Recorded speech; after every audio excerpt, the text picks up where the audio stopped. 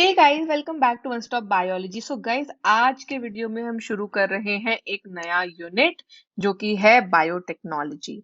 और उसका हम पहला चैप्टर स्टार्ट करेंगे आज, जो कि है बायोटेक्नोलॉजी के प्रिंसिपल और प्रोसेसेस। सो गाइस, इससे पहले मैं ये स्टार्ट करूं, आप प्लीज अगर आपको मेरे वीडियोस पसंद आ रहे हैं तो उसको लाइक कीजिएगा और मुझे बताइएगा कि आपको कोई डाउट है या आपको मेरे वीडियोस कैसे लग रहे हैं। मैं आपके फीडबैक का हमेशा वेट करती हूँ। और गाइस, अगर आप नए हैं मेरे चैनल पे तो उसको अभी जल्दी से सब्सक्राइब कर लीजिए और बेल आइकन प्रेस कर दीजिए, सो दैट आपको सारे अपडेट्स जो मैं वीडियोस डालती हूँ वो टाइम पर मिलते रहें। और मैं चाहती हूँ कि आप कोई भी वीडियो मिस ना करें, क्योंकि हम बहुत ही इंपॉर्टेंट एनसीईआरटी सीरीज कर रहे हैं, है ना। तो गाइस, आज हम कवर कर रहे हैं बेसिकली क्लास 12th का चैप्टर 11, जो कि है बायोटेक्नोलॉजी प्रिंसिपल्स एंड प्रोसेसेस। सो सबसे पहले देखते हैं कि बेसिकली बायोटेक्नोलॉजी का मतलब क्या है। तो अगर आप बायोटेक्नोलॉजी जो वर्ड है उसको उसके मीनिंग के लिए डिवाइड करेंगे, है ना। तो बायोटेक्नोलॉजी क्या है? बायो प्लस टेक्नोलॉजी, मतलब कि ये एक ऐसी ब्रांच है बायोलॉजी की जहां पर हम टेक्नोलॉजी यूज करके किस पे? लिविंग ऑर्गेनिजम्स पे, है ना। बायोलॉजी में जो भी लिविंग ऑर्गेनिजम्स हैं उनके साथ टेक्नोलॉजी यूज करके ऐसे प्रोसेसेस बनाते हैं या ऐसे प्रोडक्ट्स बनाते हैं जो ह्यूमंस के काम आती है। तो बेसिकली डेफिनेशन क्या हुई इसके अकॉर्डिंग, कि बायोटेक्नोलॉजी ऐसी फील्ड है जो कि टेक्निक्स को यूज करती है ना। लिविंग ऑर्गेनिजम्स और एंजाइम्स जो कि लिविंग ऑर्गेनिजम्स से हम निकालते हैं, ठीक है, उनको यूज करती है और ऐसे प्रोडक्ट्स और प्रोसेसेस बनाती है जो ह्यूमन को यूजफुल है।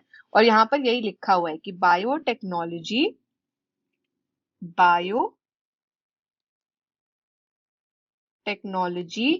deals with techniques of using live organisms or enzymes from organisms to produce products and processes which are useful to humans। ठीक है। तो आपका जो यूरोपियन फेडरेशन ऑफ बायोटेक्नोलॉजी है, ईएफबी, उन्होंने इसका डेफिनेशन भी दिया है कि it is integration of natural science and organisms, cells, parts thereof and molecular analogues for products and services. ठीक है। सिंपल वर्ड में मैंने आपको बता दिया कि ये क्या है।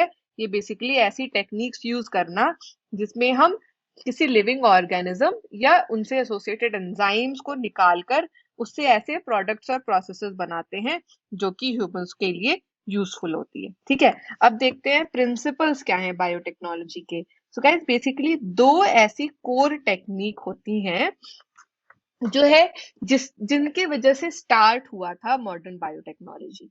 ठीक है। क्या है ये कोर टेक्निक्स? पहली है जेनेटिक इंजीनियरिंग और दूसरी है bio process engineering. Genetic engineering में हम क्या करते हैं कि हम जेनेटिक जो मटेरियल होता है, अब वो जेनेटिक मटेरियल क्या हो सकता है? वो जेनेटिक मटेरियल डीएनए भी हो सकता है, वो जेनेटिक मटेरियल आरएनए भी हो सकता है। तो हम ऐसे जेनेटिक मटेरियल को लेकर उसकी केमिस्ट्री ऑल्टर करते हैं, उसका जो केमिकल कॉम्पोजिशन है जैसे वो बना हुआ है, ठीक है, उसको ऑल्टर कर देते हैं। और फिर क्या करते हैं, उसको हम होस्ट ऑर्गेनिज्म में डाल देते हैं। ठीक है, उसको होस्ट ऑर्गेनिज्म में इंट्रोड्यूस कर देते हैं। और उसकी वजह से क्या होता है कि वो जो होस्ट ऑर्गेनिज्म है उसके फिनोटाइप में चेंज आ जाता है, क्योंकि अल्टीमेटली हमारा फिनोटाइप किस पे डिपेंड करता है? हमारे जीनोटाइप पे डिपेंड करता है ना। तो जब हम डी जीनोटाइप चेंज कर रहे हैं, जब हम जेनेटिक मटेरियल चेंज कर, जेनेटिक मेकअप चेंज कर रहे हैं, तो उसकी वजह से क्या होगा कि उसके फिनोटाइप में चेंज दिखने लगेगा। ठीक है। तो इस तरीके से बहुत सारी डिजीज भी हम क्योर करते हैं, है ना। तो ये तो हो गया जेनेटिक इंजीनियरिंग। दूसरा है बायो प्रोसेस इंजीनियरिंग। ठीक है। एग्जैक्टली बायो प्रोसेस इंजीनियरिंग क्या है ये भी देख लेते हैं। तो basically guys, bio process engineering जो है उसमें आप क्या कर रहे हैं कि अब क्योंकि अगर आप ऐसा कुछ प्रोसेस कर रहे हैं, है ना, जैसे कि मान लीजिए अगर आप किसी किसी बड़े स्केल पे कुछ मैन्युफैक्चर कर रहे हैं। अब वो जो है आपके एंटीबायोटिक्स से हो सकते हैं, बहुत सारे मेडिसिन हो सकते हैं, वैक्सीन्स हो सकती हैं, है ना, या फिर एंजाइम्स हो सकते हैं। ठीक है।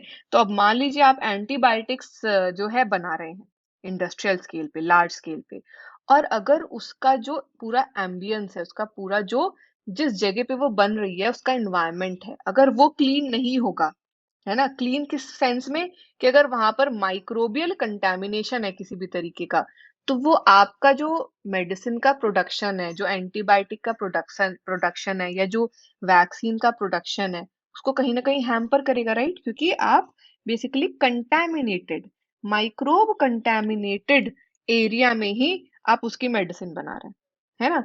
तो बेसिकली हम क्या बोलते हैं कि हम मेंटेन करते हैं स्टेराइल एम्बियंस, हम मेंटेन करते हैं स्टेराइल एम्बियंस। स्टेराइल एम्बियंस मतलब कि माइक्रोबियल कंटामिनेशन फ्री जोन।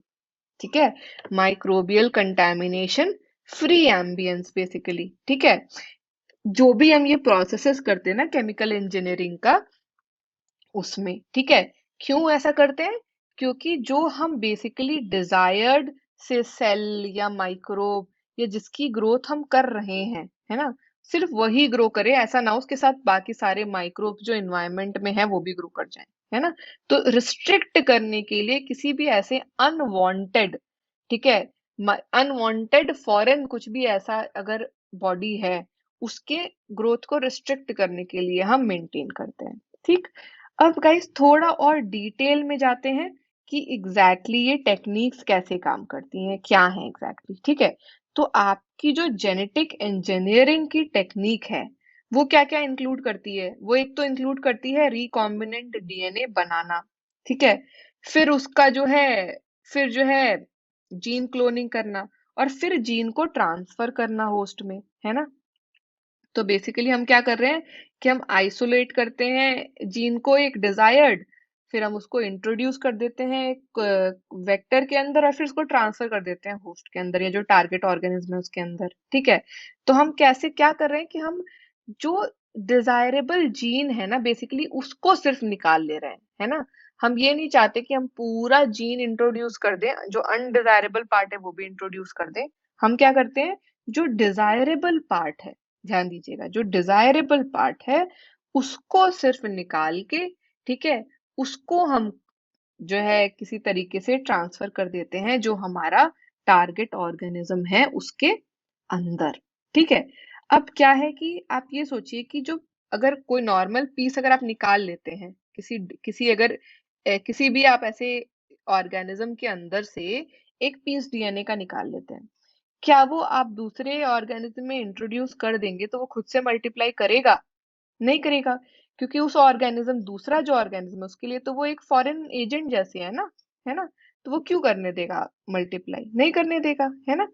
तो बेसिकली क्या है फंडा कि वो अगर उसके जीनोम में इंटीग्रेट कर दिया जाए कुछ इस तरीके से, ठीक है, कि जो वो है खुद का ही जेनेटिक मटेरियल समझ ले, ठीक, तो वो कर जाएगा, है ना। तो उसमें बेसिकली आपको क्या करना है कि आपका जो वो पीस है ना, वो जो एलियन पीस ऑफ डीएनए है जिसको आपको इंट्रोड्यूस करना है, उसको अगर आप उसके क्रोमोसोम का पार्ट बना देते हैं, ठीक है, तो उसको क्या लगेगा कि अरे ये तो मेरा खुद का ही जेनेटिक मटेरियल है क्योंकि मेरे क्रोमोसोम के अंदर है, और अब तो मैं इसको रेप्लिकेट कर ही सकता हूँ, तो वो रेप्लिकेट कर देगा। ठीक। तो बेसिकली होता क्या है ना गाइस कि क्रोमोसोम में एक स्पेसिफिक डीएनए सीक्वेंस होता है ना। उस डीएनए सीक्वेंस को हम क्या बोलते हैं? उस डीएनए सीक्वेंस को हम बोलते हैं ओरिजिन ऑफ रेप्लिकेशन। ठीक है, उस डीएनए सीक्वेंस को हम बोलते हैं ओरिजिन ऑफ रेप्लिकेशन। ठीक। अब ये जो ओरिजिन ऑफ रेप्लिकेशन है ना, ये क्या काम करता है? ये रेप्लिकेशन इनिशिएट करता है, ठीक है, इट इनिशिएट्स रेप्लिकेशन।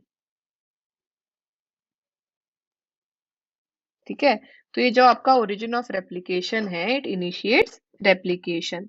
ठीक।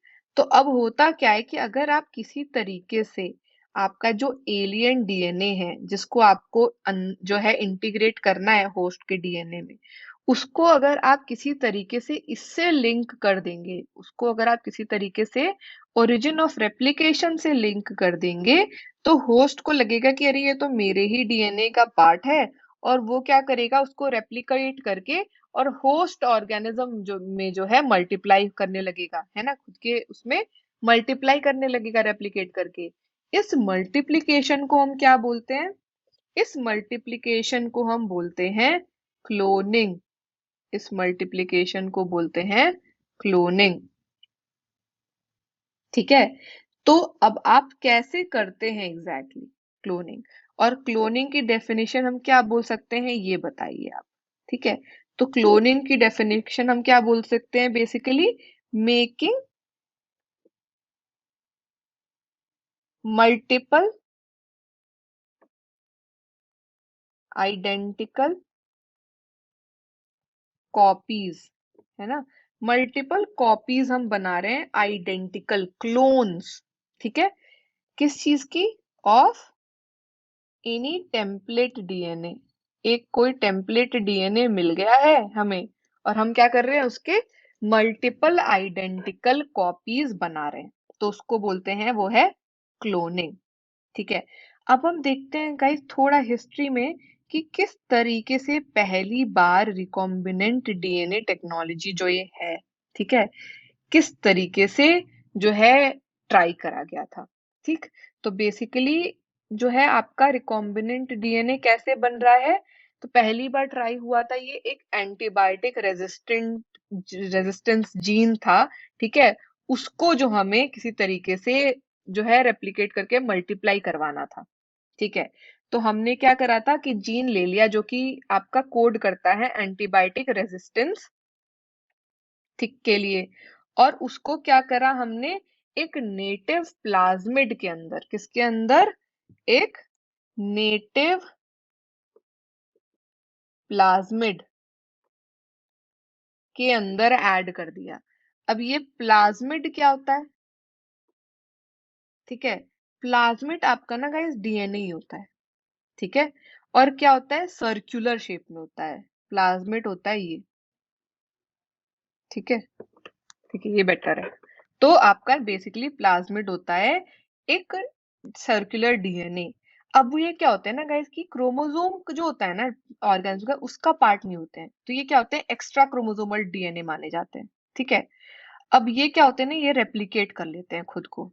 ठीक है। तो अगर आप प्लाज्मिड की डेफिनेशन बोलेंगे, तो ये क्या होते हैं, ये होते हैं autonomously autonomously replicating circular extra chromosomal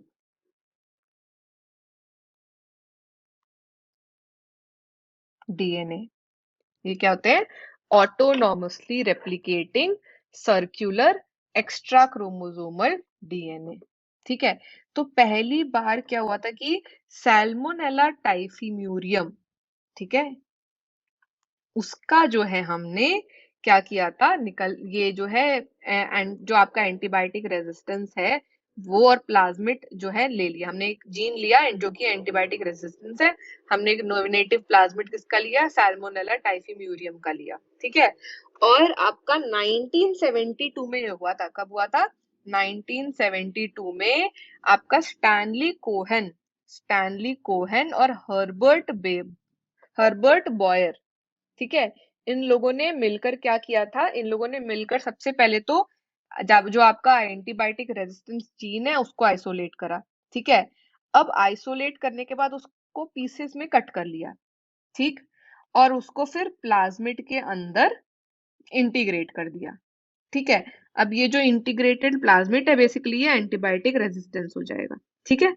अब एक क्वेश्चन आता है, चलो आइसोलेट तो कर लिया, कट कैसे करा? ठीक है।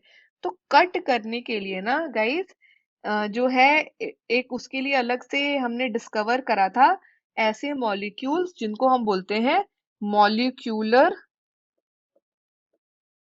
सिजर्स, मॉलिक्यूलर सिजर्स, ठीक है। और इनको हम रिस्ट्रिक्शन एंजाइम्स भी बोलते हैं, इनको रिस्ट्रिक्शन एंजाइम्स भी बोलते हैं, ठीक है। तो बेसिकली एक तरीके के ऐसे एंजाइम्स हैं जो आपके डीएनए मॉलिक्यूल्स को कट कर सकते हैं, ठीक है, डीएनए को कट कर सकते हैं, ठीक। तो इन्होंने क्या करा, पहले आइसोलेट करा वो जीन जो एंटीबायोटिक रेजिस्टेंस है उसको कट कर दिया रिस्ट्रिक्शन एंजाइम से। अब उन्होंने क्या करा कि इस कट पीस जो है डीएनए का उसको लिया और उसको प्लाज्मिड डीएनए के साथ जोड़ दिया, ठीक।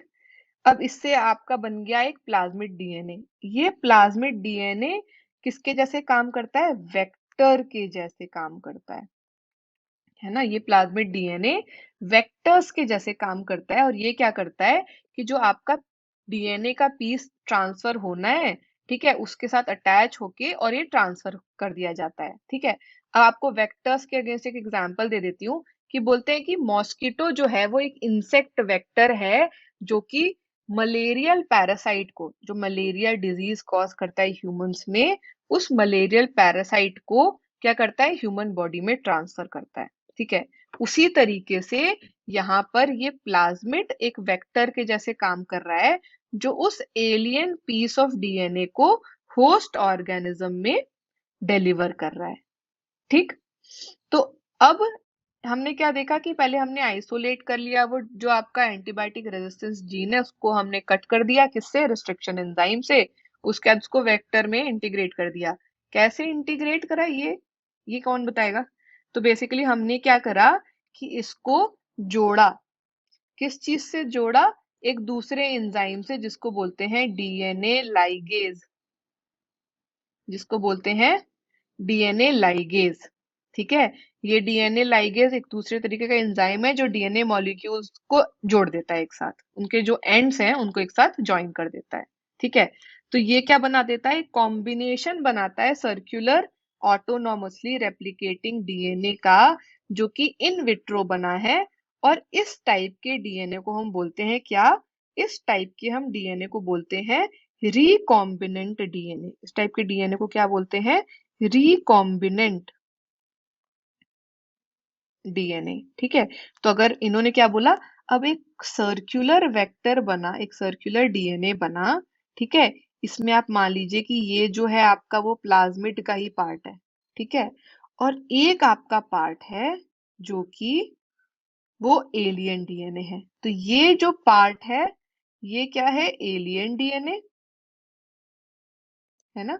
और बाकी ये जो पार्ट है ये क्या है, प्लाज्मिड का पार्ट है, ठीक है। अब हमने क्या करा, हमने इसको एक साथ जोड़ दिया डीएनए लाइगेज से और इसको हमने ट्रांसफर कर दिया, ठीक। अब क्या है कि मान लो कि सैल्मोनेला से हमने लिया था और उस एक्सपेरिमेंट में किया क्या गया कि उसको ई कोलाई के अंदर ट्रांसफर कर दिया गया, उसको ई कोलाई के अंदर ट्रांसफर कर दिया गया, ठीक है। ई कोलाई ने क्या करा कि जो होस्ट डीएनए है वैसे ही समझा उसको और इसको रेप्लिकेट करना शुरू कर दिया, ठीक है। रेप्लिकेशन किसके वजह से होता है, डीएनए पॉलीमरेज एंजाइम की वजह से। किसकी वजह से, डीएनए पॉलीमरेज के वजह से। तो उसने डीएनए पॉलीमरेज यूज किया नए होस्ट का और क्या कर दिया, मल्टीपल कॉपीज बना दी। यही एबिलिटी जो है मल्टीपल कॉपी बनाने की एंटीबायोटिक रेजिस्टेंस जीन की इकोलाई में, क्या बोलते हैं इसको, क्लोनिंग। क्या बोलते हैं, क्लोनिंग, ठीक है। तो बेसिकली हमने क्या क्लोन कर दिया, जो एंटीबायोटिक रेजिस्टेंस जीन है इकोलाई में उसको क्लोन कर दिया, है ना। तो गाइस बेसिकली अगर आपको इससे इन्फर करना है कुछ, तो आप क्या इन्फर कर सकते हैं कि क्या ऐसे 3 स्टेप्स हैं जो कि जेनेटिकली मॉडिफाई करने में ऑर्गेनिज्म को हेल्प करते हैं। क्या वो 3 स्टेप है, पहला स्टेप है आइडेंटिफाई करना। पहला स्टेप क्या है, आइडेंटिफाई करना। क्या आइडेंटिफाई करना, डीएनए आइडेंटिफाई करना विथ जो हमें जीन चाहिए वो, विथ डिजायरेबल जीन्स, ठीक है। तो पहला स्टेप है आइडेंटिफाई करना। दूसरा स्टेप स्टेप क्या है, इंट्रोड्यूस करना। इंट्रोड्यूस करना। क्या इंट्रोड्यूस करना? जो आइडेंटिफाइड डीएनए है ना, उसको इंट्रोड्यूस करना किसके अंदर? होस्ट के अंदर, इनटू द होस्ट। तो दूसरा स्टेप है इंट्रोड्यूस करना। अब तीसरा स्टेप क्या है? तीसरा स्टेप है मेंटेन करना। क्या मेंटेन करना? जो इंट्रोड्यूस्ड डीएनए है, जो इंट्रोड्यूस्ड डीएनए है किसके? होस्ट के अंदर। ठीक है, होस्ट के अंदर उसको मेंटेन करना और उसको ट्रांसफर करना। ट्रांसफर ऑफ डीएनए कहां पर? उसके आगे की जनरेशन्स में, प्रोजेनी में ट्रांसफर करना। ठीक है, तो 3 स्टेप्स जो कि आपके हैं जेनेटिकली मॉडिफाई करने के लिए ऑर्गेनिज्म को, वो है identification of DNA, introduce that DNA into host, और फिर मेंटेन करके उसको आगे के जनरेशन में पास करना। ठीक है, तो गाइस इसी के साथ हमने क्या करा? हमने बेसिक्स और जो प्रिंसिपल्स हैं आपका बायोटेक्नोलॉजी के, वो कवर कर लिए। आगे हम क्या करेंगे? टूल्स कवर करेंगे रिकॉम्बिनेंट डीएनए टेक्नोलॉजी के। ठीक है, तो आई होप आपको ये बेसिक समझ में आएंगे गाइस अच्छे से। तो वीडियो को लाइक जरूर कीजिएगा और अपने फ्रेंड से शेयर कर दीजिए जल्दी से। और गाइस अगर आपको कोई भी डाउट है तो आप मुझे प्लीज कमेंट्स में बताइए कि आपको क्या डाउट है इस टॉपिक के रिलेटेड, और मैं आपका डाउट तुरंत क्लियर कर दूंगी।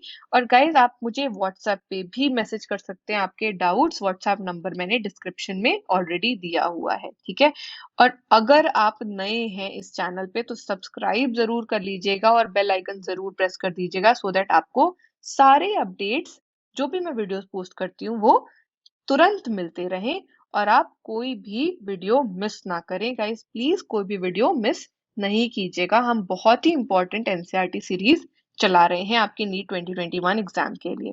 ठीक है, चलिए गाइस मिलते हैं नेक्स्ट वीडियो में। Thanks for watching, take care, bye bye.